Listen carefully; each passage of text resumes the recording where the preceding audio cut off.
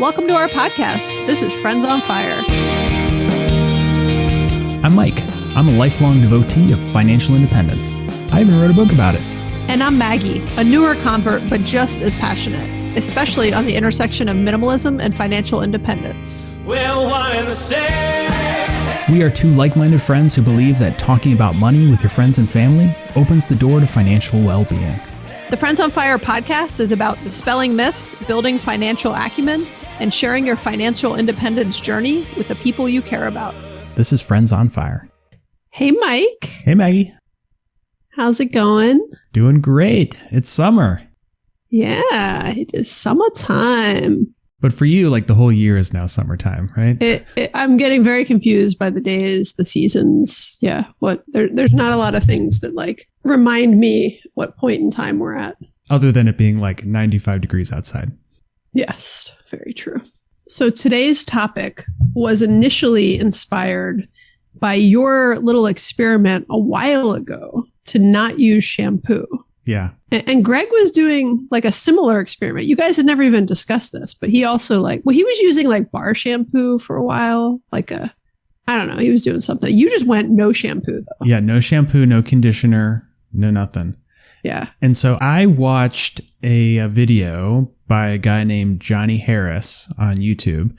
And if anybody does not know who he is, he does fantastic stuff. And he does a lot of like journalistic things, which are really quite enlightening. But he also does kind of like some quirky little things. And a lot of his content talks about the economic pressures which drive certain things in the world. And so one of his funny ones was he was talking about how he hasn't used shampoo in 5 years. And the premise is that shampoo, like your hair and scalp naturally produces oils, which over millions of years have been developed to keep your head and hair fine. Shampoo removes the oils like soap removes oil from your hands. So your hair and scalp are dry, and then you are required to then use conditioner and other products to re-moisturize it, but in an artificial way. And then over time, you get into the cycle where you have to use these products. And if you just stop, your hair is fine. It's all sort of a scam from marketers. Well, it's like a cycle. You get used to, your body adjusts to this product, and now it needs more of that product. Yeah. So I immediately told my wife, I was like, I'm going to stop using shampoo. And she's like, what was her whatever response? She just gave me a weird look. She was like, she knew she couldn't stop me. Like there was no reason why she would need to talk me out of it. So she's just like, do whatever you want. And so now it's been a year and it's been great.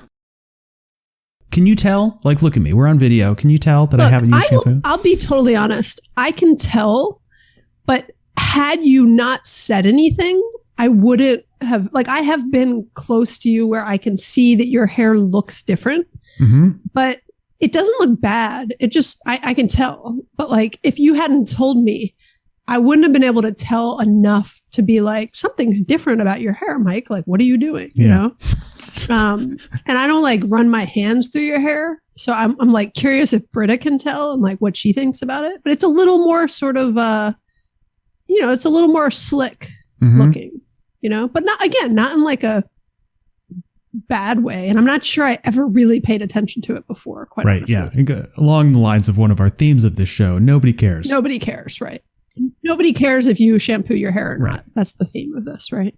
So when we were talking about this episode, we decided to do something about this. And Maggie, you were like, well, can you write up the show notes? And I'm like, well, I never got past shampoo. So I'm going to need some help with what else we're going to talk about. And we'll get into more of this, but I'm a pretty minimalist when it comes to all toiletries and personal care products. I don't wear makeup. We can get into some other things, but I've never gone as far as not using shampoo. And I think when you did it, it was during COVID. It was during COVID. Yeah, well, we're still in COVID. Everything is during COVID. But when you did it, I think I was in my phase where I was just not showering a lot. I was never leaving my house and I would shower every few days. And my hair is very thin and it gets very greasy very quickly. And so I was I think I went a little bit extra long just to see what would happen. And it's not good in my hair. Now, I will say I've heard from people that if you let it go longer, particularly with long, girl hair, I don't know what to call it. it adjusts. It doesn't keep getting greasier. Like it eventually, like something happens in the, ecosystem of your head. Yeah, but I never made it that far. So I'm impressed. How long's it been now? Like it's been a year. It's been over a year. Like a whole year. Wow. Yeah, I know. That's crazy.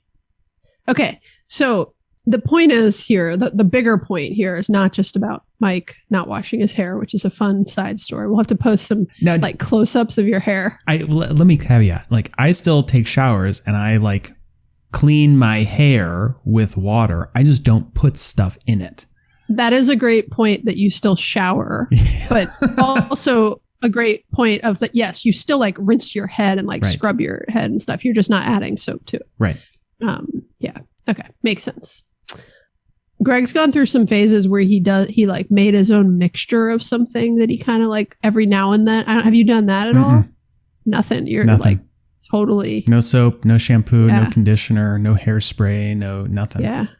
Do you ever just sort of like try to rub your head up against Brita's to like get a little bit of free shampoo, No, no need. If you could see me on video, I'm like rubbing my head like I'm a cat against somebody. Okay. So people spend hundreds of dollars, some thousands of dollars every year on toiletries and personal care items. And what I think is interesting about this spend category in particular is it's very hard to track because for most people, these items get kind of hidden in other trips to Target, to the grocery store, to a Walgreens. It's not like you get all your toiletries from one place, right? Amazon purchase here and there. And so it can add up. And honestly, I have no idea how much I spend on toiletries specifically. Toiletries and like vitamins and kind of personal care items. I just don't know. And that's because it's too hard to pull out of my receipts. And one of the things that I thought would be fun as I get more into retirement and have more time is to actually like itemize that stuff and know like, what do I actually spend on this stuff? That does sound like fun. Yeah, that's my idea of retirement fun, is tracking a, $100 spend item or spend category. So when we talk about toiletries, personal care, we're talking about personal maintenance items like shampoo, deodorant, makeup, nail care. If you buy any like bath or spa products, this could include medicine and vitamins. This could also include kind of staples items like toilet paper, hand soap, dishwasher soap. And I also kind of put in this category like cleaning supplies for your home. They're related tangentially. Not for your body. Yeah, not for your body, but they're personal care, right? Like you got to keep your home clean for a reason. And so I would say that the buying habits are exactly the same. The marketing to you and the buying habits are the same as personal care items. Yeah. And some of the savings opportunities are also similar, right? So the kind of mindset you can apply to how you save money in this category, I think very applicable. So let's get into some different ideas and tips for how we think you can and should save money on these toiletries and these personal care items. So the first tip is to become a personal care minimalist. So we talk about minimalism all the time. But in this category specifically, there's so much marketing. There's just a lot. People like the whole shampoo example we were given with Mike. The world is constructed to convince you that you need a lot of things. And so really consider what you actually need, right? So, again, the shampoo example, Mike has cut shampoo out of his life for a year, right? And he's fine. And he's no less I'm better happier. For it. Yeah, he may be better for it. You don't need much, nail care, just as an example, right? Other than like fingernail clippers, right? Yet they sell a ton. If you walk down the nail aisle, yes, sometimes there's like actually something wrong and you need to buy something, but they just sell like a ton of like nail care serums and products and literally there's like a whole aisle for it at Walgreens, I think. And the way to determine if you really need something is just to stop using it. So I have no idea what nail serum is. I'm sure that it is useless, but you could test it out. Like, try not using it for a month. Do you feel any different? Do you see any difference in your nails? Probably not. And so it's okay to start going through all the things that you use and just cutting them out for a little while. I would think about a lot of different soaps and lotions and creams and that sort of stuff. It will also help you very quickly identify what really does work. It's almost like an elimination food diet. Just keep pulling it out and see if your world drastically changes. Yeah. I mean, I think if most people open their like medicine cabinet or their, bathroom cabinet, wherever they store this stuff, and mine admittedly looks like this from, years of past decisions, but there's just, tons of different products that you don't necessarily need or use on a daily basis.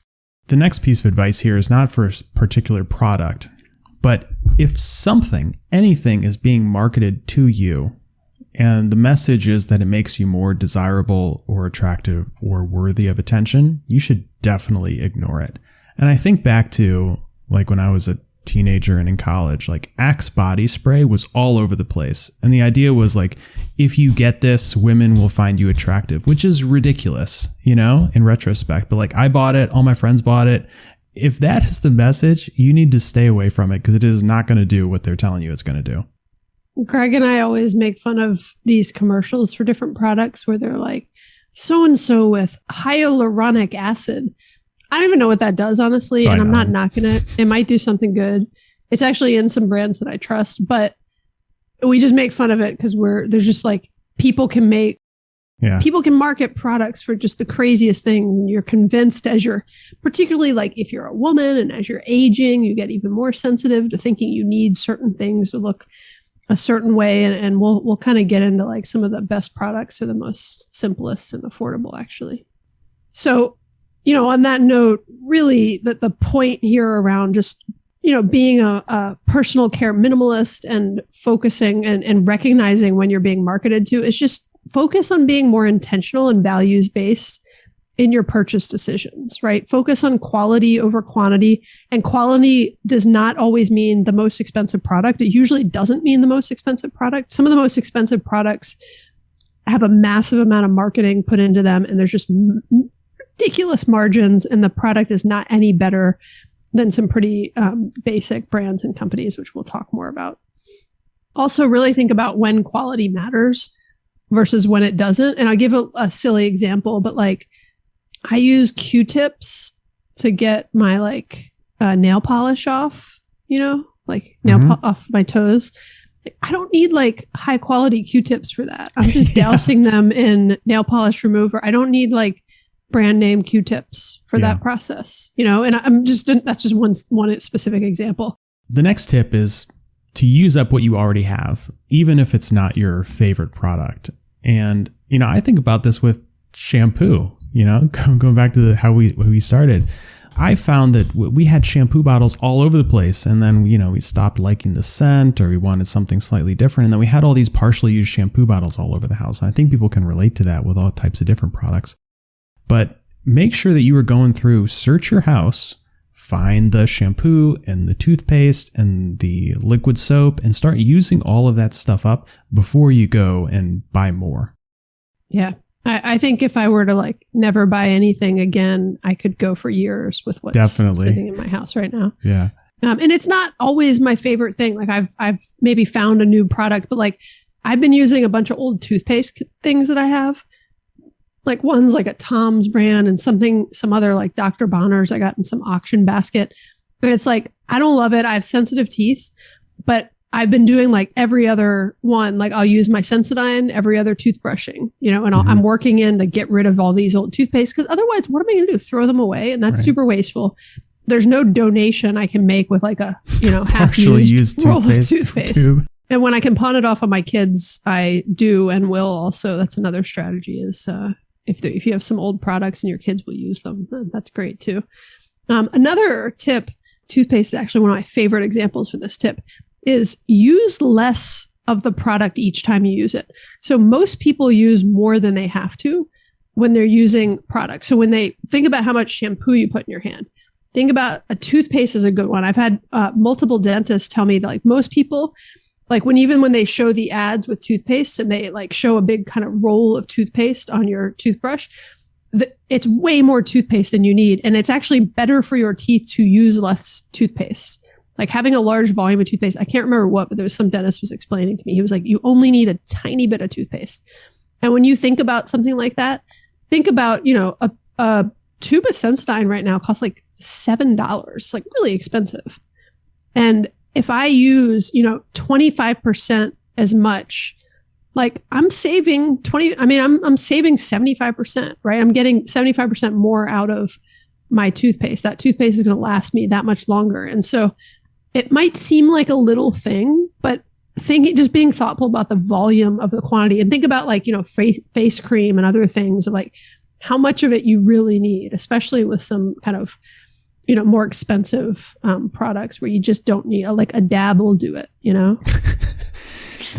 And to continue on our toothpaste examples, one of the things, Maggie, you talk about all the time is how you cut open toothpaste containers and start, scraping out these things. And so make sure that you are using up all of the product before you recycle. And this is a little bit different than going through and finding items in your house and making sure that you're using them. This is really squeezing out every single drop of material, whether it's liquid hand soap or toothpaste or shampoo or cleaning supplies. Tilt the thing upside down, let it drain out, make sure that you are getting the most out of it. Otherwise, you're just wasting it. And then be sure to recycle the materials afterwards. Yeah, I just cut open a travel thing of toothpaste, like the tiny little ones you get at the dentist. And I got another week out of that thing, like nice. Week of brushing my teeth out of it. It's just, and then when I cut up with a big one, I get like another month out of it. It's crazy. Okay. Another tip, consider what stores you are buying things from. There are certain things that are incredibly expensive at certain types of stores. So just pay attention. So Walgreens, for example, it's incredibly expensive for certain items. It also has an awesome store brand. So I like their multivitamins. They have like one of the few multivitamins with a full serving of iron in it.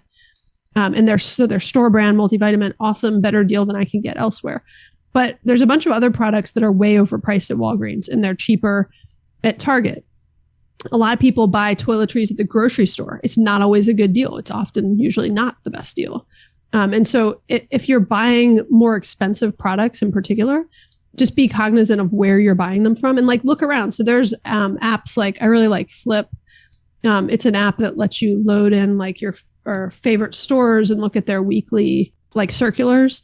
And you can see like when things are on sale and you can check the prices of things. And it's really helpful. Or now all the prices of everything is like in every app. So you can open the Kroger app, open the Target app.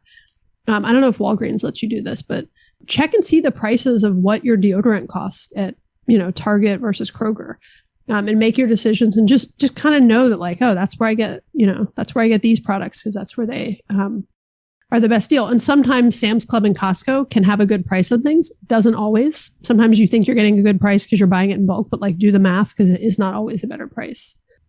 Another one, we've talked about minimalism. We've talked about Mike not using shampoo. But just another reminder of, do you really need the thing at all? Right. And I think sometimes a lot of products are created to fix symptoms and to kind of mask a symptom, but not actually fix it. And so I'll give you an example. I used to get headaches a lot and I would always take Excedrin tension headache and it worked like magic. And it was pretty expensive. Not really great for me to be taking on a regular basis. And I started to actually look into why I was getting headaches so often. And I think I talked to a doctor about it. They mentioned caffeine. I was like, you know what? I'm going to like try eliminating caffeine and see what happens. I eliminated caffeine about 10 years ago. It was crappy for a couple weeks. Like I literally felt like I was going through detox. My headaches magically went away. Like I never get a headache anymore. So they were related to caffeine. That was kind of the theory. And so it's like, I could keep taking medicine to deal with these different symptoms, or I could look at what the root cause is and try to actually fix that issue in my life. So I think the point is just really consider if you actually need something. A different example that's, not related to looking at different kind of root causes is just like Kleenex. Do you buy Kleenex, Mike? Yeah. It's expensive. Think about the price of it versus toilet paper. 99% of the time when I'm sick, I just use toilet paper. I keep a roll of toilet paper near me and I use that to blow my nose. I don't, you know, my kids will ask for a Kleenex and I'm like, walk in the bathroom, there's toilet paper in there. It's just as soft. It's, you know, we have nice toilet paper. It's nice and, you know, feels nice rubbing it against your nose. But think about it. I mean, like, yes, I will buy Kleenex sometimes to put in like a guest room or something like that. But like, you don't really need to buy a product like Kleenex, right? And so just really think about like if you truly need it or not. The next tip, and I think this might be a little controversial, is vitamins. Now, I'm not a doctor, clearly. Every study that is not funded by a supplement company says that vitamins and supplements don't do very much, if anything. And the way that I understand it, again, not a doctor, is that food is absorbed differently depending on what it's being carried in. So if you drink apple juice, it is absorbed quickly as sugar and you have an insulin spike. But if you eat an apple, because of the fiber, it is absorbed differently into your body, and then the nutrients actually have some benefit. And I think it's the same with supplements. Like if you take vitamin C, it is not as efficient or does anything compared to taking vitamin C within food.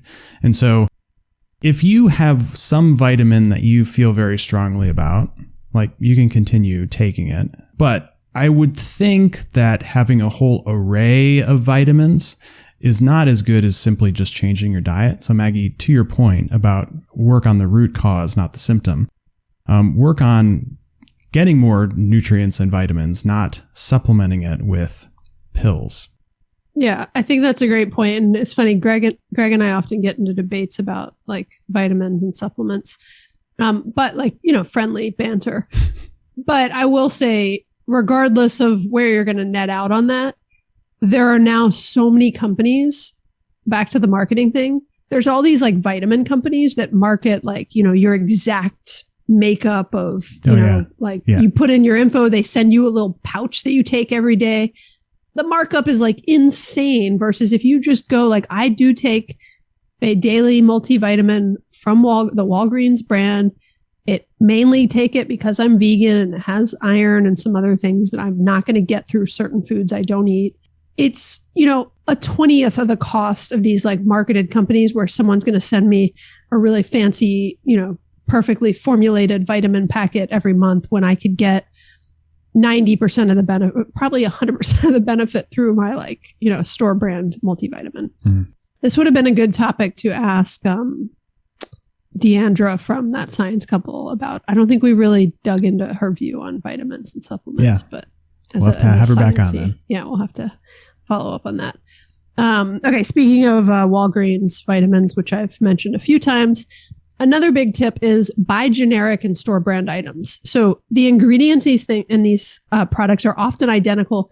They're often made by the same manufacturer, like same factory, same company will make a store brand version, and then they'll make a like Pantene Pro V version. So sometimes the products are completely identical. Sometimes they're not, but they're just as good a quality, right? I've been like a big fan of Cottonelle toilet paper for a very long time.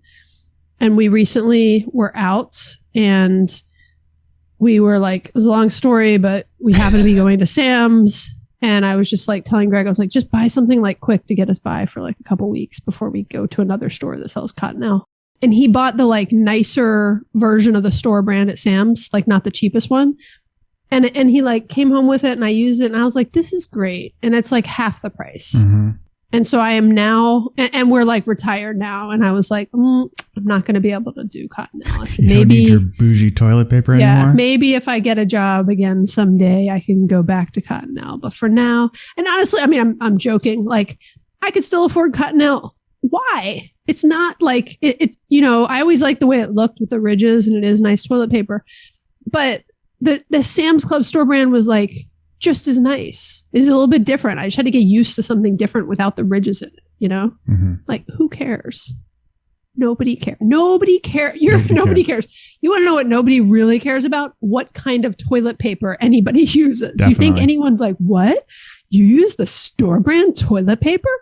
I will not be seen with you. I will never come to a dinner party at your house again. The next piece of advice is to refill products with generic items. And so if you buy some brand name soap dispenser you can just refill it with generic soap. You don't need to go buy a new dispenser or go buy that particular brand of material to go fill it in.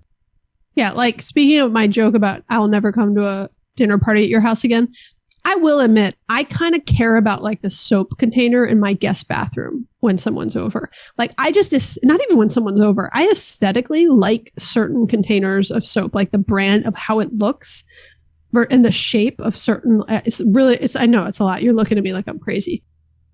Like I like certain like hand soap containers and I just don't like others. I don't like the shapes of some. And I don't even know where to, my point is. I'm not sure where you're going with this. So I like the certain containers and like I have certain soap containers that I like. I will sometimes refill them with like an Aldi antibacterial soap. It's like 20% the cost of me putting Meyer's brand soap in it every time. And it depends, right? There's some times when I, there's times that I, find a good deal on something and I might have something else. But like I think it's just a great tip of like, if there's aesthetically something you're going for, you can still keep the aesthetics and have something a little bit less expensive on the inside. And a little bonus tip on soap. If you like foaming soap, which we use in my house because it motivates my kids to wash their hands because they like it, you can make your own by taking liquid soap and mixing it 50-50 by volume with water. And then you're not paying for the water when you go buy foaming soap material. Does that really work? I've heard that. Does it really work? We've been doing it for years. Should try it. You're welcome. I save you some money. Oh, pretty cool. Okay. Another good tip is, back to the like fancy marketing stuff we were talking about earlier. There are a lot of like kind of tried and true classic brands, particularly in the toiletry space, that make good, high quality products at a very fair and reasonable price. And then there are others that come in and have like products that aren't even as good and that are just overly marketed with like commercials about hyaluronic acid and all this other stuff. And so I'll give you an example of one of my favorite is CeraVe. Are you familiar with that brand, Mike? Never heard of it. You can go Google it. You might like recognize the brand. You'll now notice it in like every store you go into. So it has been around for a really long time. It's what every dermatologist recommends. It's not overly marketed. It's just a good, high quality product at a fair price. It is not the cheapest face lotion you'll find, but it is a very reasonable price and you get what you pay for with it. And you could look at, tons of other kind of overly marketed, overpriced lotions, and CeraVe is a better product.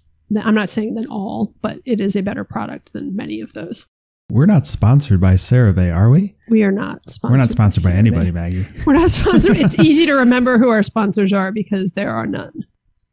Okay. We're also not sponsored by any shampoo companies. We would be like the worst podcast to sponsor if you were a shampoo company. Yeah, nobody's going to want to sponsor us because we just bash all products indiscriminately.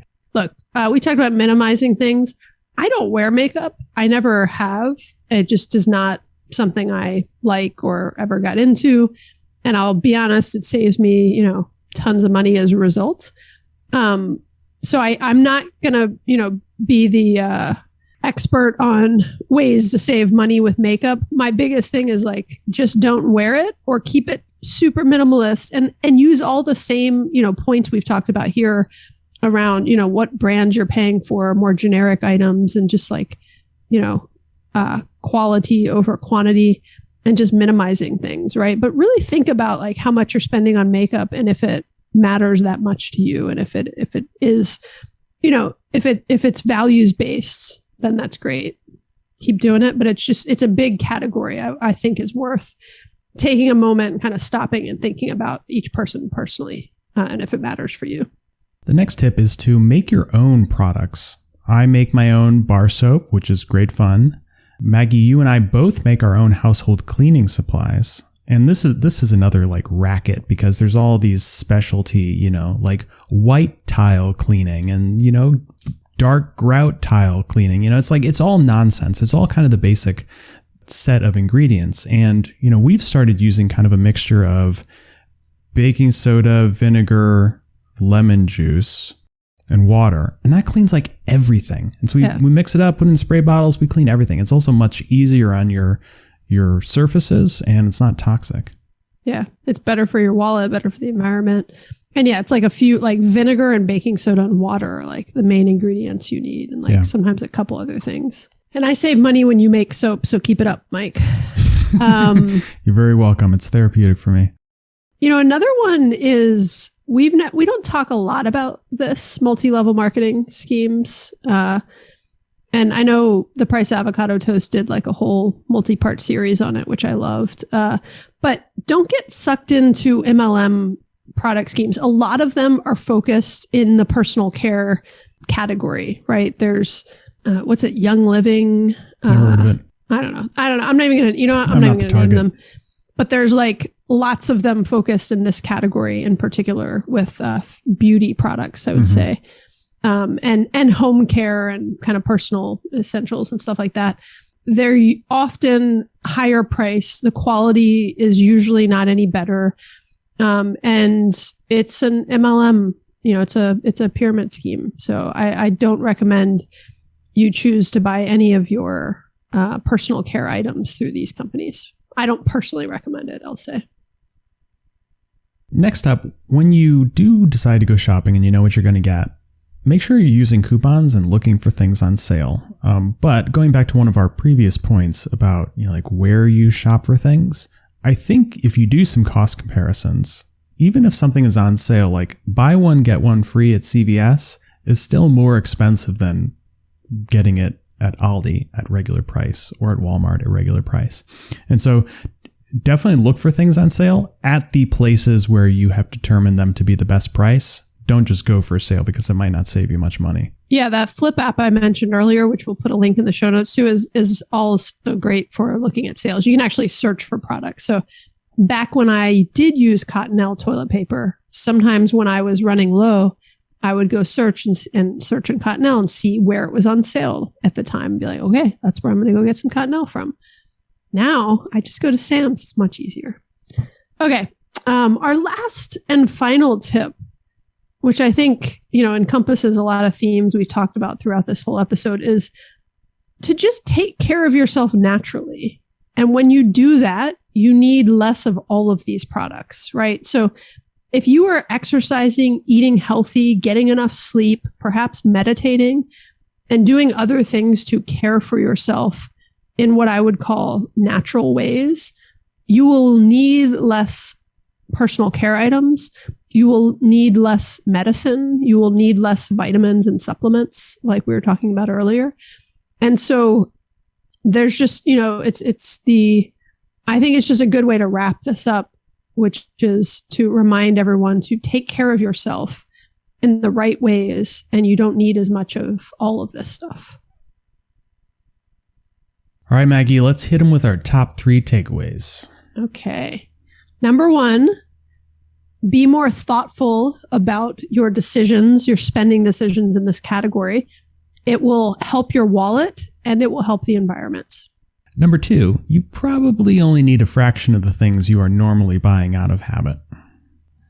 Number 3, test and learn. Like we talked about at the very beginning, you can stop using some products that you might use now for a short time. Use less of them. See what happens when you stop using it altogether. And you might learn something. All right, this was fun. I am going to continue not using shampoo and conditioner. I don't think I'm ever going to go back, Maggie. Yeah, I'm excited for you. I don't think I'm going to get there, but I feel good about the volume of products I use. We didn't talk about this, but maybe sometime I'll do a post about this around when this episode airs. But my like travel game with my toiletries is like really tight, like small. Like I just have this like, I'm really good at traveling with, I have a very small toiletry bag. I fit everything I need in it. How small? It's about this big. For people. So would you say it is the size of like one of those little business class amenity kit bags? Kind of, yes. That is what I use for my toiletry bag. Yeah. I'm not surprised by you. You're not using shampoo. I also, even when I travel, like I don't even travel with shampoo because like a hotel is going to have, wherever I'm staying usually has it. And I'm willing to use whatever while I'm traveling. I forgot the point I was going to make. Greg's toiletry bag is like twice as big as mine. Greg. Greg. Oh, Greg. Greg and his shampooing, his hair Seriously. shampooing. Crazy guy. Okay. All right. Well, thanks everybody for listening. If you've been challenged or inspired by what you've heard, please rate and review the show. You can also subscribe to make sure you never miss an episode. If you have any thoughts or questions, I got this. If you have any thoughts or questions, we always love to hear from you. You can leave us a voicemail or text us at 404-981-3370, or you can hit us up on Instagram. All right. Thanks, Maggie. Thanks, Mike. Bye. Bye.